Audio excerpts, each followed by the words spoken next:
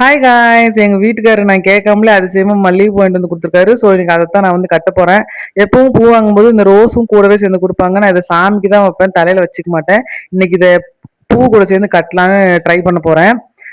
நீங்களும் இதை மாதிரி ட்ரை பண்ணணும் அப்படின்னு சொல்லி நினைச்சீங்கன்னா கொஞ்சம் பெரிய பெட்டல்ஸ் இருக்கிற மாதிரி ரோஸ் வந்து சூஸ் பண்ணிக்கோங்க. அதுதான் உங்களுக்கு வந்து கட்டுறதுக்கு ஈஸியா இருக்கும், நல்ல கிரிப்பா இருக்கும். எனக்கு அந்த மாதிரி ரோஸ் வந்து கிடைக்கல. ஸோ சின்ன பெட்டல்ஸ் இருக்கிற ரோஸ் வச்சா நான் வந்து ட்ரை பண்ணியிருந்தேன். மேல ஒரு பெட்டல் கீழே ஒரு பெட்டல் வச்சு கட்டும்போது grip அவ்வளவா கிடைக்கல. கட்டுறதுக்கும் கொஞ்சம் கஷ்டமா இருந்தது. ஸோ நான் ரெண்டு ரெண்டு மேல 2 பெட்டல் கீழே 2 பெட்டல்ஸ் வச்சிருக்கேன். அதுதான் எனக்கு வந்து ஈஸியா இருந்தது. எனக்கு வந்து நானே பூ கட்டி வச்சுக்கிறது வந்து எனக்கு ரொம்ப பிடிக்கும். எப்பவும் ஒரே மாதிரி மல்லிகைப்பூ மட்டும் கட்டி வச்சுட்டு இருக்கோமே, இன்னும் கொஞ்சம் வித்தியாசமா ட்ரை பண்ணலாம் அப்படின்னு சொல்லி ட்ரை பண்ணது தான் இது. ஸோ நானும் ட்ரை பண்ணிட்டு இருந்தேன். இங்க பாருங்க, இது வந்து இப்படிதான் இருந்தது. எப்படி இருக்குன்னு தெரியல, பட் நான் வந்து விடாம ட்ரை பண்ணிட்டு இருந்தேன்.